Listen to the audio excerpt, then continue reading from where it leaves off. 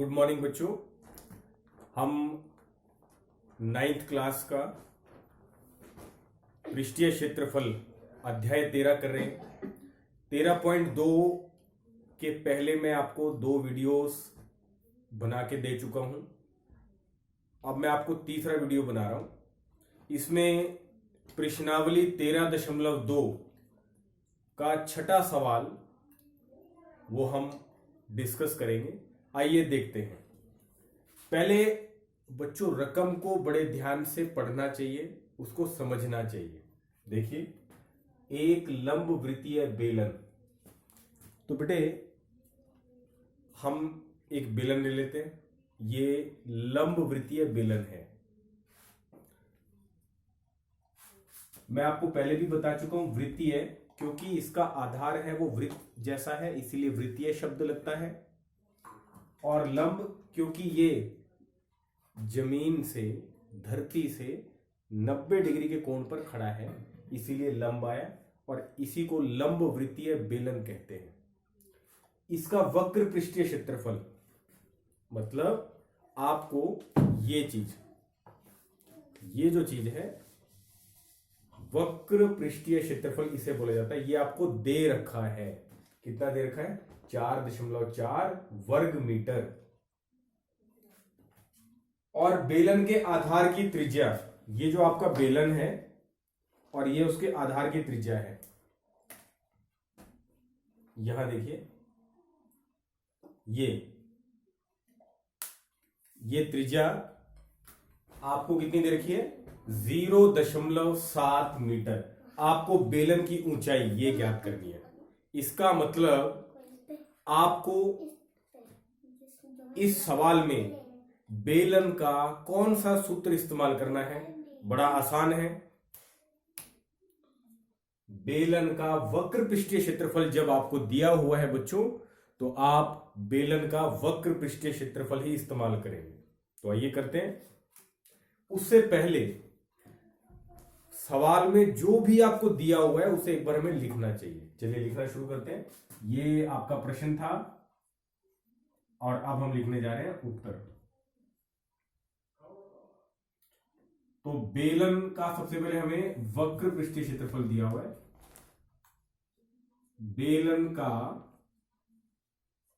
वक्र पृष्ठीय क्षेत्रफल, और ये दिया हुआ है 4.4 वर्ग मीटर। साथ ही बेलन की त्रिज्या कह सकते हैं। आपको इसे बेलन के आधार की त्रिज्या ऐसा बोलने की जरूरत नहीं है। बेलन का जो आधार है उसकी त्रिज्या कह लें या बेलन की त्रिज्या कह लें, एक ही बात समझी जाएगी, एक ही बात मानी जाएगी। तो चलिए, यहां पर हमें दे रखा है बेलन की त्रिज्या। बेलन की त्रिज्या जिसे हम छोटे r से दर्शाते हैं, रिप्रेजेंट करते हैं, दे रखी है 0.7 मीटर।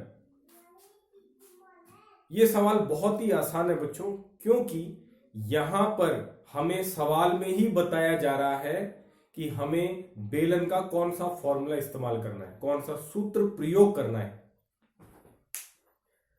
बेलन का वक्र पृष्ठीय क्षेत्रफल जब आपको दे दिया गया, तो आप बेलन के वक्र पृष्ठीय क्षेत्रफल का इस्तेमाल करेंगे। तो बेलन का वक्र पृष्ठीय क्षेत्रफल, उसका फॉर्मूला हमें आना चाहिए। बेलन का वक्र पृष्ठीय क्षेत्रफल, और वो हमें दे रखा है 4.4 वर्ग मीटर। आमतौर पे बेलन के वक्र पृष्ठीय क्षेत्रफल का फॉर्मूला इसके सामने लिखना चाहिए, लेकिन हमने यहां नहीं लिखा, या कहें हम नहीं लिख सकते, क्योंकि हमें इसका मान दिया हुआ है। जब आपको किसी फॉर्मूले का मान दे रखा हो, किसी का मान दे रखा हो, तो उसका फॉर्मूला उसके सामने ना रखे, उसके ठीक नीचे रखते हैं। क्या? 2 पाई आर एच ये इसका फॉर्मूला है वक्र पृष्ठीय क्षेत्रफल का। ये हमने सामने रखना था लेकिन हम नहीं रखेंगे क्योंकि इसका मान दिया हुआ है, इसीलिए इस फॉर्मूले को इसके नीचे रखेंगे और ये भी 4.4 के बराबर होगा। ठीक है ना। अब इस फॉर्मूले में आप इस सवाल को आप एक तरीके से और हल कर सकते हैं। देखिए कैसे।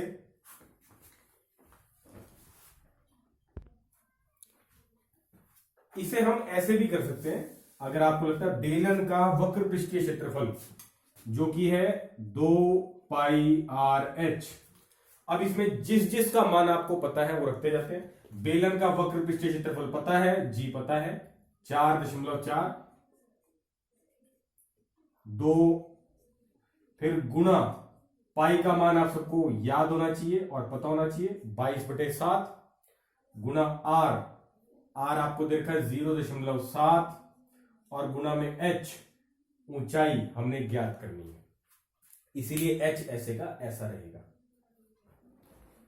यहां आप एक काम और करेंगे, दशमलव वाली संख्या से दशमलव को हटाएंगे। बड़ा आसान है। 4.4 जैसे ही दशमलव हटाएंगे उसके नाम का एक नीचे आएगा, दशमलव हटाने के नाम का एक लगाएंगे, दशमलव के बाद जितने अंक होंगे उतने एक के बाद 0, 10 आ गया और ऊपर बन गया 44। 2 गुणा 22/7 गुणा, यहां भी दशमलव हटाएंगे, दशमलव हटाने के नाम का एक, दशमलव के बाद कितने अंक हैं, दशमलव के बाद एक अंक है, इसीलिए एक के बाद एक 0 और ऊपर दशमलव हटाने के बाद क्या रह जाएगा 7 गुणा में h। अब आपको अच्छे से मालूम है बच्चों, जिसका मान ज्ञात किया जाता है वो अकेला होना चाहिए, बाकी सभी दूसरी तरफ होने चाहिए बराबर के। तो इन सभी को हम बराबर के दूसरी तरफ लेके आएंगे। चलिए लाते हैं। वहां पहले से 44/10 है, ये 2 यहां गुणा में है या कहें ऊपर है, इधर आकर नीचे। जो भी संख्या यहां ऊपर गुणा में है वो इधर आकर नीचे भाग में हो जाएगी, यानी 22 और 7। और ये 7 और 10 यहां नीचे हैं, बट्टे में नीचे हैं, या कहें भाग में, उधर जाकर गुणा में हो जाएंगे या कहें ऊपर हो जाएंगे। उलट जाएगी परिस्थिति सारी, जो ऊपर थे वो इधर नीचे हो जाएंगे, जो नीचे थे वो उधर ऊपर हो जाएंगे, यानी ये बनेगा 7 गुणा 10 और इधर क्या रहेगा सिर्फ h। अब आप इसे हल करते हैं। कोई संख्या है ऊपर नीचे जो एक ही पहाड़े पे जाती हो? जी हाँ, 10 के पहाड़े में 10 एक पे गया, 7 के पहाड़े में 7 एक पे गया, 22 एकम 22, 22 दूनी 44, 2 एकम 2, 2 एकम 2। ऊपर क्या बचा? 1 1 और 1 गुणा कराते हैं, 1 एकम 1 एकम 1 1। नीचे 1 एकम 1 एकम 1 1, और अगर बटे में 1 आए तो ऐसे बटे में 1 को हम नहीं लिखते, छोड़ देते हैं, सिर्फ ऊपर वाली संख्या लिखते हैं। अगर बटे में 1 आए कभी तो उसे छोड़ दें। तो आंसर क्या आया? 1 h यानी 1 मीटर, और आपने यही ज्ञात करना था। ये आपका सवाल हल हो गया। आइए अगले सवाल पे बढ़ते हैं।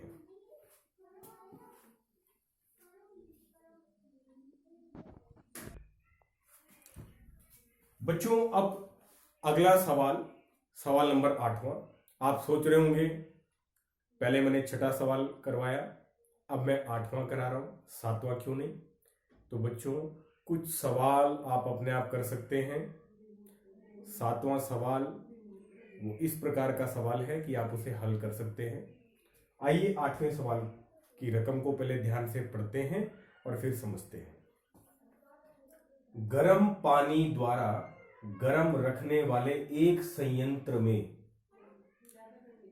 बच्चों सर्दी के मौसम में अक्सर हम गर्म पानी से नहाते हैं और बहुत से लोगों ने घरों में गीजर लगा होता है। आमतौर पे जो गीजर होता है वो बेलनाकार हो सकता है या घनाभ आकार का हो सकता है, लेकिन उसमें पानी गर्म कैसे होता है? हम मान लेते हैं कि हमारे घर जो गीजर लगा है, गीजर यानी गर्म पानी देने वाला संयंत्र, एक ऐसी मशीन जो हमें गर्म पानी देती है। उसमें होता क्या है बच्चों, हमारा जो गीजर है वो एक बेलनाकार बर्तन है, ये पानी से भरा हुआ है, इसके अंदर पानी है, पानी से पूरा भरा हुआ है, और इसके अंदर एक ऐसे बेलनाकार हमारे पास क्या लगी हुई है, पाइप। और ये जो पाइप इसके अंदर लगी हुई है बेटे, ये पाइप बिजली के कनेक्शन से जुड़ी हुई है। अब होता क्या है, आपने बटन ऑन किया, ऑन करते ही जो करंट है वो इस पाइप पर पहुंचेगा। इस पाइप पे करंट पहुंचने से ये पाइप धीरे धीरे धीरे गर्म हो जाएगा, गर्मी छोड़ना शुरू करेगा। ये गीजर बंद होता है बेटे, ये मैं आपको समझाने के लिए बता रहा हूं, ऐसे खुला नहीं होता, वो पाइप अंदर ही लगा होता है और ऐसे ऊपर बंद होता है ये। ठीक है ना बच्चों, इसको हम ऐसे भी समझ सकते हैं। देखिए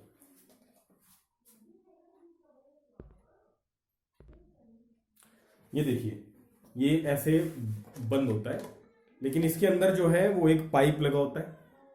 मैंने आपको बताया करंट जाता है, ये गर्म होना शुरू होती है करंट के कारण से, और वो गर्म होने से जो गर्मी है वो पानी में छोड़ती है और पानी गर्म हो जाता है। यानी जो मुख्य काम है पानी गर्म करने का गीजर के अंदर, वो इस बेलनाकार पाइप का है। ये देखिए बेलनाकार है, ठीक है। अब ये जो बेलनाकार पाइप है ये 28 मीटर तो लंबाई है, ये ऊंचाई कह लें, या अगर हम इसको ऐसे रखें तो ये लंबाई बन जाएगी। मैंने आपको पहले भी एक वीडियो में बताया हुआ है, ये एक ही बात होती है बच्चों। आप इसे ऊंचाई कहें या लंबाई कहें, एक ही बात मानी जाएगी। तो ये जो बेलनाकार पाइप है इसकी लंबाई 28 मीटर है और इसका व्यास यानी ये आपको कितना दिया हुआ है, 5 सेंटीमीटर। तो इसी के कारण से बच्चों करंट इसमें जा रहा है, ये गर्म हो रही है और ये गर्मी छोड़ते हुए पानी सारा गर्म हो रहा है, यानी मुख्य तौर पे गर्मी ये छोड़ रही है।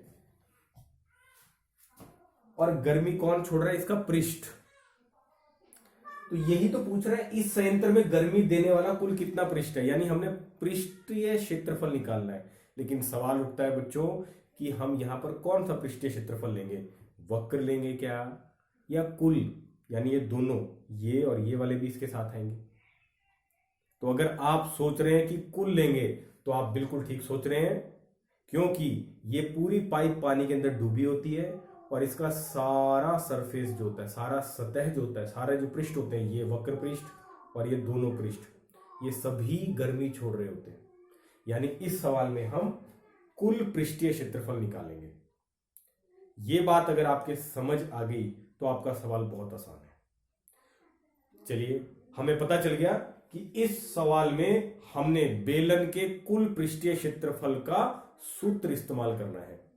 तो आइए सवाल करते हैं, लेकिन सबसे पहले सवाल में जो आपको दिया हुआ है हम पहले उसे लिखेंगे। देखिए इस सवाल का उत्तर, आप चाहें तो इसकी आकृति भी बना सकते हैं। ये आपका बेलन,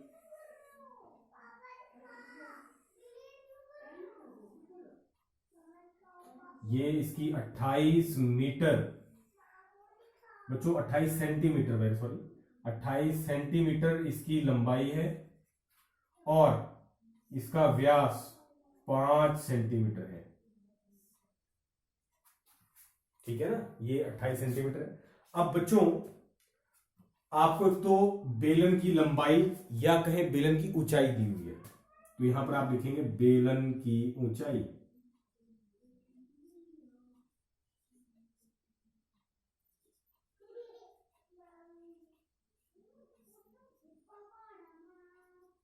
बेलन की ऊंचाई जिसे हम दर्शाते हैं h से बच्चों, और वो हमें दी हुई है 28 सेंटीमीटर।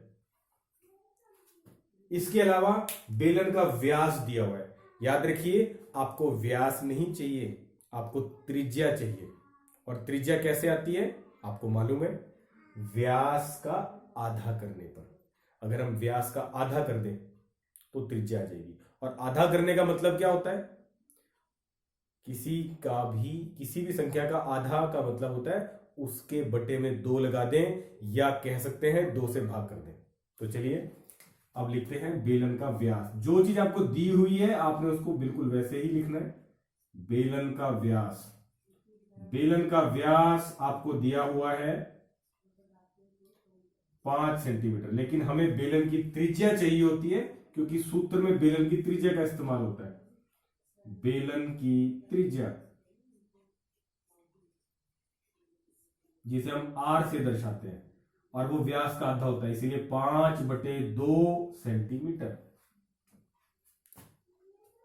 अब आपको जो दो दी हुई थी रकम में, आपने वो दोनों चीजें लिख ली, और आपको यह भी पता चल चुका है सवाल पढ़ने से ही कि आप बेलन का कौन सा फॉर्मूला इस्तेमाल करने जा रहे हैं, कुल पृष्ठीय क्षेत्रफल का। तो चलिए हम बेलन का कुल पृष्ठीय क्षेत्रफल का फॉर्मूला लिखते हैं। बेलन का कुल पृष्ठीय क्षेत्रफल, और वो होता है, मैं आपको बता चुका हूं, 2πr h plus r, 2πr h plus r. यहां पर इसमें हम मान रखते जाते हैं।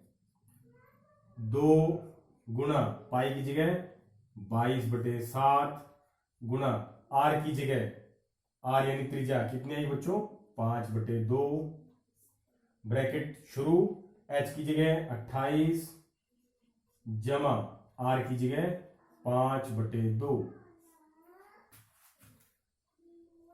अब यहां पर सबसे पहले आप इस ब्रैकेट को हल करेंगे, इन दो संख्याओं को जोड़ेंगे। याद रखें, एक संख्या बटे में है और एक संख्या बिना बटे के है, तो आप बिना एलसीएम इनको नहीं जोड़ सकते। तो चलिए, एलसीएम इसका क्या आएगा, 2, या हम इसको इस तरीके से भी समझ सकते हैं कि इन दोनों के बटे में 2 आना चाहिए।